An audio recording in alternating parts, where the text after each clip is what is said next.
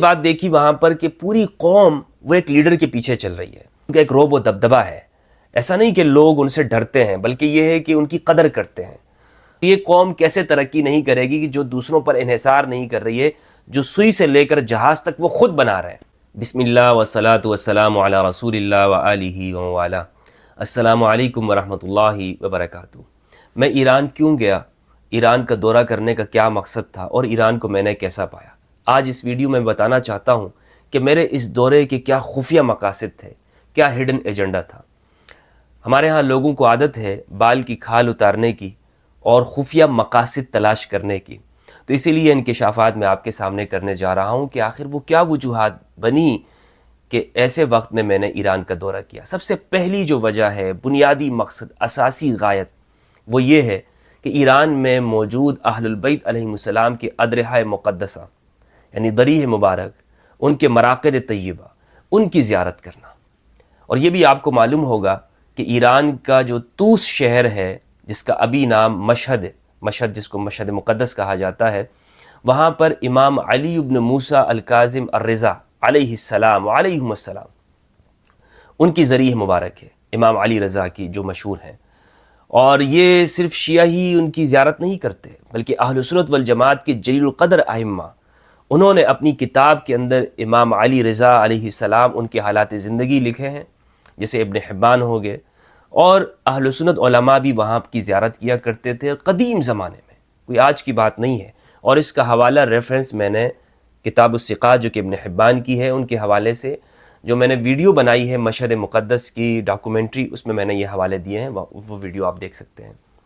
تو بہرحال سب سے پہلا مقصد تو یہ تھا. اور گزشتہ سال جو میں نے ایران کا دورہ کیا وہ بہت مختصر تھا. میں صرف مشہد گیا تھا اور تہران کی کچھ زیارتیں میں نے کی تھیں، قم میں نہیں گیا تھا. تو میری خواہش یہ بھی تھی کہ قم کی بہت تعریف میں نے سنی ہے کہ وہاں پر علماء ہیں، علم کا معدن ہے، مخزن ہے، تو وہاں کا دورہ کروں اور علماء سے ملوں. میں جہاں بھی جاتا ہوں میری کوشش یہ ہوتی ہے کہ وہاں پر وہاں کی لائبریریوں کا دورہ کروں، علماء سے ملوں، ان کے پاس بیٹھوں.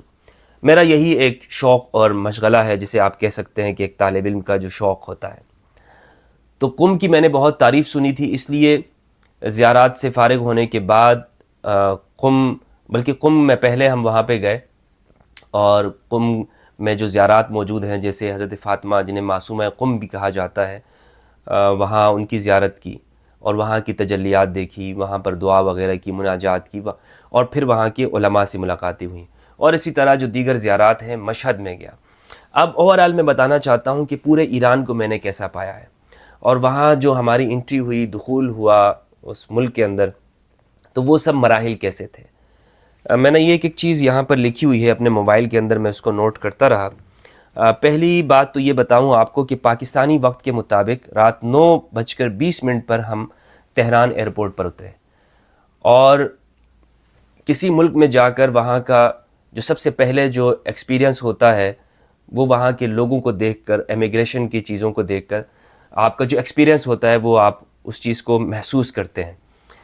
تو یقین جانیے کہ ایئرپورٹ پر جب ہم اترے ہیں اور امیگریشن ہوئی ہے اور سامان لینے کا جو مرحلہ ہے، تقریباً 2 منٹ تھا.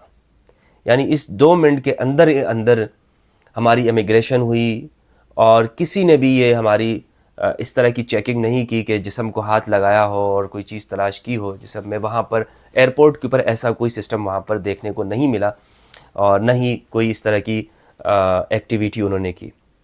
بس پاسپورٹ لیا اور جو ان کے قانونی کام ہوتے ہیں وہ انہوں نے کیے. پھر وہاں سے آگے گاڑی میں ہم سوار ہوئے اور ہوٹل تک پہنچے. تہران ایئرپورٹ پر اترے تھے اور وہاں سے قم ہم گئے. یہ درمیان کا جو تقریباً فاصلہ ہے 1 گھنٹے کے اندر یہ طے ہوا.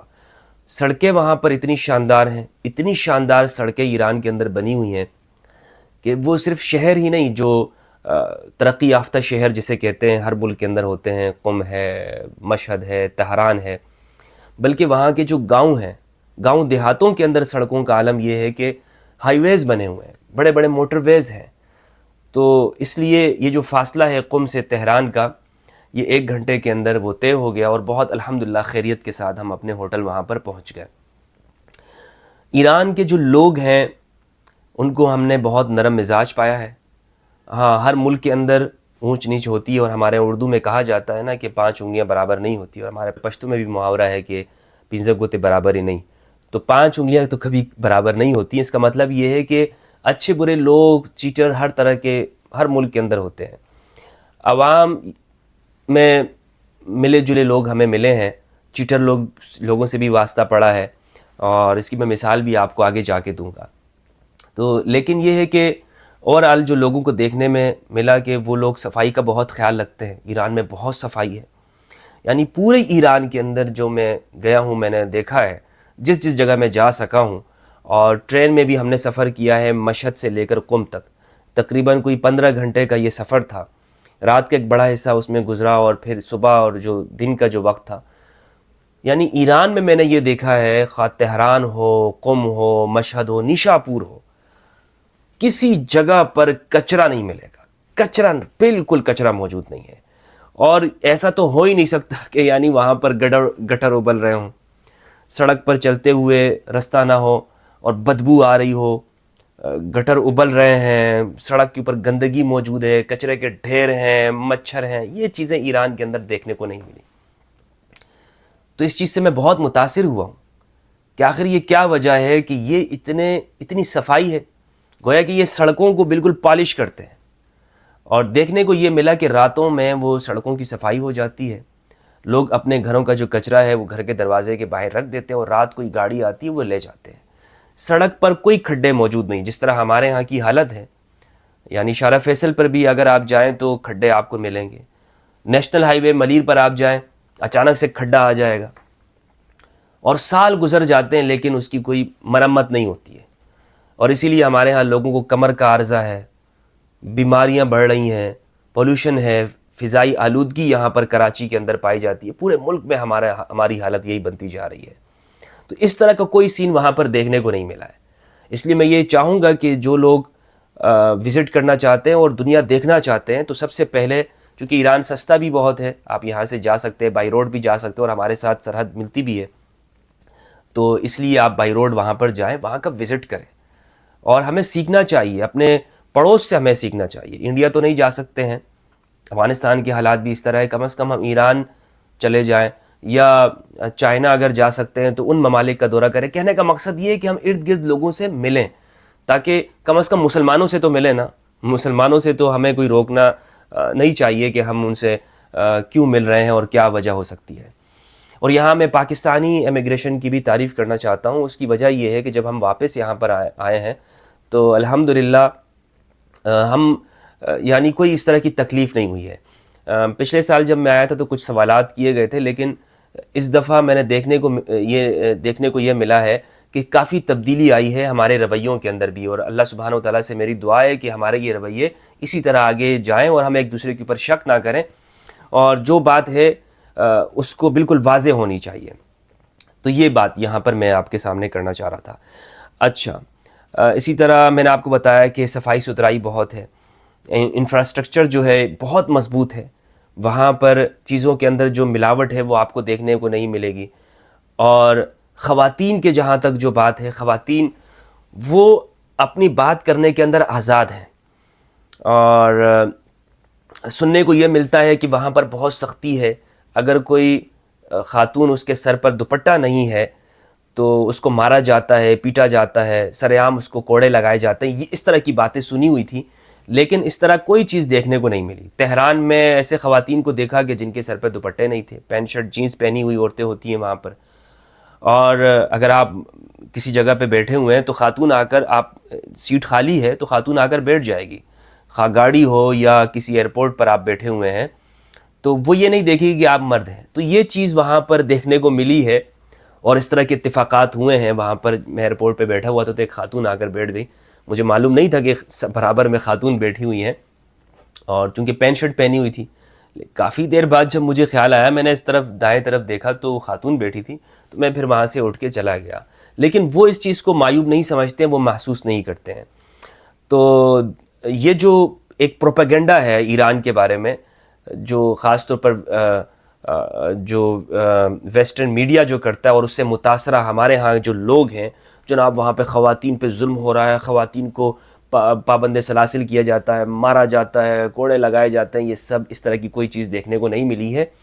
ہاں، جو نجف مشہد ایئرپورٹ پہ یہ دیکھنے کو ملا کہ وہاں انہوں نے خواتین اہلکار وہاں پر مقرر کی ہوئی ہیں ایئرپورٹ کے اوپر، جو لوگوں کو یہ ترغیب دیتی ہیں کہ آپ دوپٹہ کریں، اسکارف کریں، یہ ثواب ہے اس کے اندر، اور یہ ایک خاتون کی عزت ہے اور زیور ہے، اس طرح کی وہ ترغیب دیتی ہیں۔ لیکن تہران ایئرپورٹ پر یہ بھی دیکھنے کو نہیں ملا، اور قم میں بھی یہ دیکھنے کو نہیں ملا۔ تو بہت آزادی ہے خواتین کے حوالے سے۔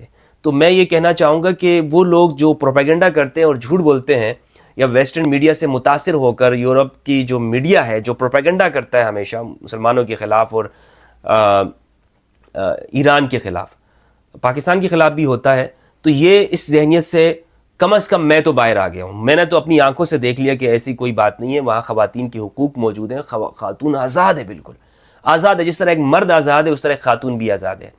جب ہم ایران میں تھے تو ایک ویڈیو سوشل میڈیا پہ بہت گردش کرتی رہی، جس میں ایک حوزہ کے ایک شخص کو دکھایا گیا ویڈیو کے اندر، جس نے ایک نفسیاتی ہاسپٹل کے اندر ایک خاتون تھی جو اپنے بچے کو لیے ہوئی تھی اور وہ چیک اپ کے لیے آئی تھی، اس کی ویڈیو بنائی، کچھ تصاویر لی، جس پر اس خاتون نے اس حوزہ کے جو اسٹوڈنٹ تھے یا عالم تھے ان کے ساتھ گفتگو کی اور چیخی چلائی۔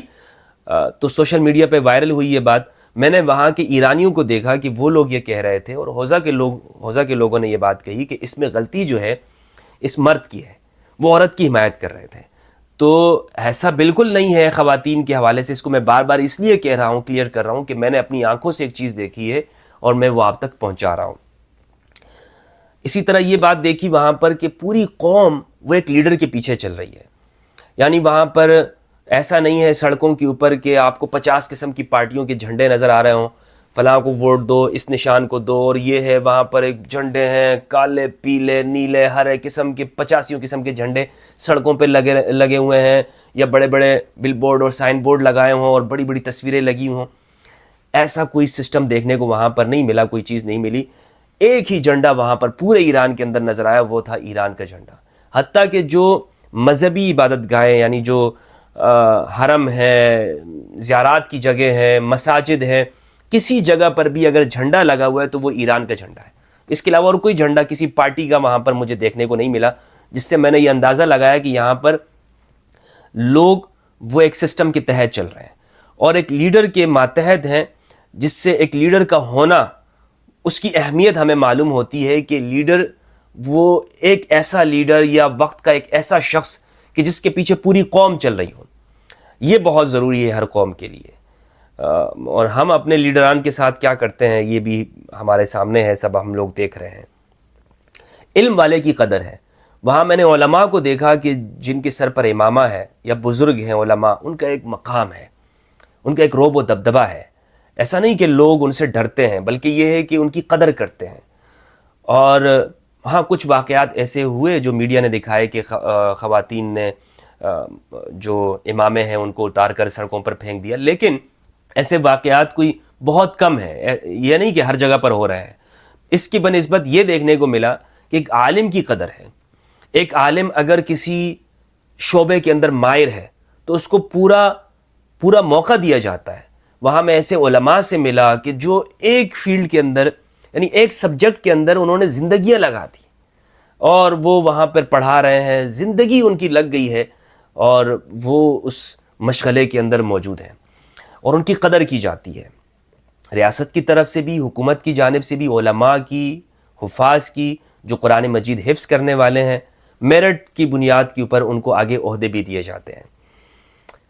اور اسی طرح علمی کتابی ماحول ہے وہاں پر، علم اور کتاب سے محبت کرنے والے ہیں، حتیٰ کہ رستے پہ چلنے والا شخص وہ کتاب پڑھ رہا ہے۔ سفر میں نے دیکھا، کئی لوگوں کو دیکھا، اسٹوڈنٹس کو دیکھا کہ وہ موبائل بھی یوز کر رہے ہیں لیکن کتاب ان کے بغل میں ہے، ہاتھ میں ان کے، ہاں کتاب ان کے پاس موجود ہے۔ دن کے وقت میں نے یہ دیکھا کہ وہ لوگ قیلولہ ضرور کرتے ہیں، اور ظہر سے لے کر عصر تک ان کی دکانیں، پورا ایران بند ہوتا ہے۔ یہ ٹائم وہ پورے دن میں اپنے گھر والوں کو دیتے ہیں اور کسی کو نہیں دیتے۔ تو آپ کسی بھی جگہ پر اگر جائیں گے تو آپ کو دکانیں ظہر سے لے کر عصر تک وہ آپ کو بند دکھائی دیں گی۔ اس کی وجہ یہ ہے کہ یہ لوگ دن میں قیلولہ کرتے ہیں۔ معاشی طور پر اگر دیکھیں تو تنگی موجود ہے، یعنی وہاں کی جو کرنسی ہے بہت ڈی ویلیو ہے، اس کی کوئی حیثیت برقرار نہیں رہی، یعنی وہاں کا جو 1 ملین ہے پاکستان کے 1000 کے برابر ہے، تو وہاں پر کرائے بھی اسی طرح ہوتے ہیں 1 ملین 2 ملین، لیکن وہ پاکستان کے حساب سے اگر ہم دیکھیں تو پاکستانی کرنسی کے مقابلے میں ان کی کرنسی بہت گری ہوئی ہے، لیکن اس کے باوجود معاشی تنگی ہونے کے باوجود، دنیا بھر کی پابندیوں کے باوجود وہ چمک رہا ہے، وہ خوشحال نظر آتے ہیں، کھاتے پیتے لوگ ہیں، ان کا جو لائف سٹینڈرڈ ہے وہ بہت اونچا ہے۔ اس کی وجہ کیا ہے؟ اس کی بہت ساری وجوہات ہیں۔ ایک تو یہ کہ انہوں نے باہر کی جو مصنوعات ہیں اس پر انحصار نہیں کیا ہوا، بلکہ وہ اس باہر سے کوئی مصنوعات ہے ہی نہیں، کوئی مصنوعات وہاں پر نہیں آتی، جتنے بھی باہر کی مصنوعات آپ کو نظر آتی ہیں وہ سب وہاں پر مقامی طور پر تیار ہوتی ہیں، وہیں پر بنتی ہیں، نام ان کے وہی باہر والے ہوتے ہیں لیکن سب تیار وہیں پر ہو رہی ہیں، وہ قوم اس کو بناتی ہے۔ تو یہ قوم کیسے ترقی نہیں کرے گی کہ جو دوسروں پر انحصار نہیں کر رہی ہے، جو سوئی سے لے کر جہاز تک وہ خود بنا رہے ہیں، خود تیاری کرتے ہیں۔ تو یہ چیز میں نے ایران کو دیکھا کہ اگر ہم پاکستان میں بھی یہاں پر کریں، ہم اپنی چیزوں کی برائی کر رہے ہوتے ہیں، حتیٰ کہ یہاں پہ پروپیگنڈا کرتے ہیں یہ جتنے بھی ملٹی نیشنل کمپنیز ہیں، یہ ایک باقاعدہ منصوبے کے تحت ہمارے بچوں کو، ہمارے لوگوں کو میڈیا کے ذریعے سے، جو نیشنل میڈیا ہے اس کے ذریعے سے باقاعدہ بتایا جاتا ہے کہ ہم لوگ برے ہیں، ہماری چیز خراب ہے، یہ جو کھلا دودھ ہے یہ خراب ہوتا ہے، اس میں ملاوٹ ہوتی ہے، اور یہ چیز ہو سکتا ہے ملاوٹ ہوتی ہو، بہت سارے ہم اپنی چیزوں کی برائی کرتے ہوئے دکھائی دیتے ہیں، اپنی چیزوں کی۔ ہمارے پاکستان میں جس کو دیکھو پاکستان کی برائی، پاکستانی چیز کی برائی، یار یہ تو پاکستانی مال ہے، نہیں مجھے باہر کا چاہیے، میڈ ان فلاں چاہیے، میڈ ان فلاں۔ تو یہ ہماری ذہنیت بنا دی گئی ہے کہ اگر پاکستان میں تو کوئی اچھا کام ہو ہی نہیں سکتا، ہم تو کچھ کر ہی نہیں سکتے، ہم تو نکمے لوگ ہیں، یہ ہماری ذہنیت بنائی گئی ہے۔ حالانکہ قومیں وہی ترقی کرتی ہیں کہ جو خود پر انحصار کرتی ہیں، جو باہر پر انحصار نہیں کرتی ہیں۔ تو جس دن ہم نے یہ کام شروع کر دیا تو یقین جانیں کہ یہ جو ڈالر وغیرہ ہے یہ سب کچھ، اس کی قیمتیں، یعنی پاکستان روپیہ بہت آگے جائے گا، معاشی طور پر ہم بہت مستحکم ہوں گے، سیاسی طور پر مستحکم ہوں گے، لیکن ہم اپنی برائیاں اتنی کرتے ہیں۔ اب صبح شام آپ دیکھ لیں ہمارا میڈیا ہماری چیزوں کی برائیاں کرتا رہتا ہے، اپنے پاکستان کی برائیاں کرتا ہے، دکھاتا یہی ہے۔ وہاں ایران میں ایسا کچھ نہیں ہے، وہاں میڈیا اپنی چیزوں کی برائی نہیں کر سکتا۔ یہ اس کو آپ کنٹرولڈ میڈیا کہیں یا حب الوطنی کہیں، لیکن بہرحال بات یہ ہے کہ ہم لوگ خود پر اتنا کرٹیسائز کرتے ہیں، اور بے جا غلط قسم کا کرٹیسائز۔ مثلا ہم کچھ نہیں کر سکتے، میڈیسن وہ ایران خود بناتا ہے، وہاں طبیب موجود ہیں، حکیم موجود ہیں، حکیموں کو دیکھا میں نے، اب تک وہاں پر وہ نظام موجود ہے، وہ چل رہا ہے، اور وہاں کی جو دوائیاں ہیں وہ اعلیٰ معیار کی، اور اس پر کوئی ٹیکس نہیں ہے۔ اور یہاں ہم کیا کرتے ہیں؟ سب سے زیادہ جو ٹیکس ہے ہمارا وہ کس پر ہے؟ دوائیوں کے اوپر ہے۔ دوائیوں کی قیمتیں آسمان کو چھو رہی ہوتی ہیں، تو علاج کیسے سستا ہو سکتا ہے؟ ہم اپنی عوام کو کیا دے سکتے ہیں؟ تو یہ چیزیں جو ہے میں نے وہاں پر دیکھا کہ بالکل اس قوم کے اندر نظر آتی ہے یہ بات کہ وہ اپنا سر فخر سے بلند کر کے کہہ سکتی ہے کہ بھائی ہم دنیا پر انحصار نہیں کرتے ہیں، دنیا کو ہماری ضرورت ہونی چاہیے، ہم سے اشیال ہے۔ اور بدقسمتی کے ساتھ کہ جو پاک ایران گیس پائپ لائن منصوبہ ہے، یہ کھٹائی میں پڑ چکا یہ معاملہ، اور آگے جا کر یعنی اس کے کتنا فائدہ ہونا تھا، کتنا فائدہ ہونا تھا۔ وہاں پر گیس اتنی ہے، اتنے ذخائر ہیں گیس کے، تیل کے ذخائر اتنے، بلیک میں آ رہا ہے لیکن اس کو ہم لیگل نہیں کرنے کو تیار، ہم اس کو پاکستان کے اندر سرمایہ لانے کو تیار نہیں ہے۔ تو بہت یعنی ہمیں اپنی چیز حوالے سے ہم دیکھیں تو ہم فائدہ نہیں اٹھا رہے ہیں، اپنے پڑوس سے فائدہ نہیں اٹھا رہے ہیں۔ ٹریفک کا جو نظام ہے بہت خوب ہے پاکستان کے مقابلے میں، یہ نہیں کہہ سکتے کہ وہ انٹرنیشنل لیول کے اوپر بہت اعلیٰ ہے، لیکن بہرحال یہاں کے مقابلے میں اگر ہم دیکھیں تو بہت بہترین ہے نظام وہاں کا، سڑکوں کا نظام بہترین ہے، ٹریفک کا نظام وہاں پر بہت ہی بہترین ہے۔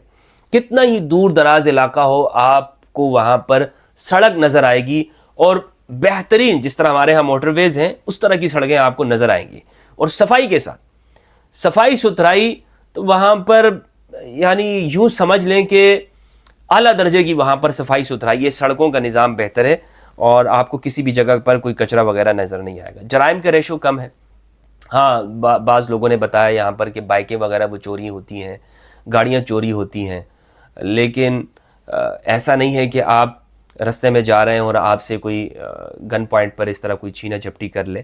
اکا دکا واقعات ہوتے ہیں، لیکن امن کی جو صورتحال ہے وہ وہاں پر بہت بہتر ہے، ماحولیاتی آلودگی نہ ہونے کے برابر ہے۔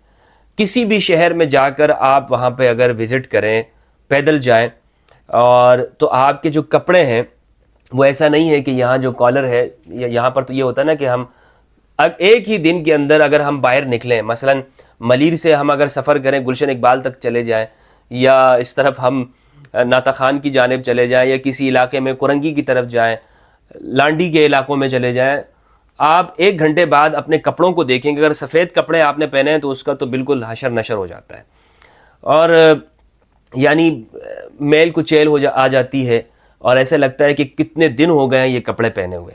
پھر گھر میں جو ہے وہ آپ کو ڈانٹ سننے کو ملتی ہے کہ جناب یہ کپڑوں کے ساتھ آپ نے کیا حشر کر دیا، اور گھر والوں کو بھی تکلیف ہوتی ہے دھونے کی۔ تو کہنے کا مقصد یہ ہے کہ یہاں کے حوالے سے اگر ہم دیکھیں تو اگر 3 دن تک آپ نے ایک سوٹ پہنا ہوا ہے تو آپ کو کسی بھی جگہ پر میل کچیل اس طرح نہیں آئے گی، کیونکہ ماحولیاتی جو آلودگی ہے وہاں پر موجود نہیں ہے۔ صفائی ستھرائی کی وجہ سے وہاں پر فضا جو ہے وہاں کی بہت خوبصورت ہے، سانس آپ کو اچھی فیلنگ آپ کو آتی ہے، اگر آپ میڈیٹیشن کرتے ہیں، مراقبہ کرتے ہیں، پرفضا مقامات ہیں وہاں پر، وہاں جا کر آپ ایک سکون اور اطمینان آپ محسوس کریں گے کہ آپ کے باڈی کے اندر وہ ایک انرجی وہاں پر آ گئی ہے۔ کھانے کے اندر نمک بہت کم استعمال کرتے ہیں، اور ان کی جو چینی ہے وہ بھی ایسا نہیں ہے کہ جو ہمارے ہاں کیمیکل وغیرہ اس کے اندر استعمال ہوتے ہیں، تو اس طرح نہیں ہے۔ اشیاء وہاں پر خالص آپ کو ملیں گی۔ تو یہ میں نے ایران کے اندر جو کچھ دیکھا ہے، جو میں نے اپنی آنکھوں سے دیکھا، وہ میں نے آپ کو بتایا۔ اس کا مطلب ہرگز یہ نہیں ہے کہ میں اپنی چیزوں کی برائی کر رہا ہوں، اپنے وطن نہیں، ہرگز نہیں۔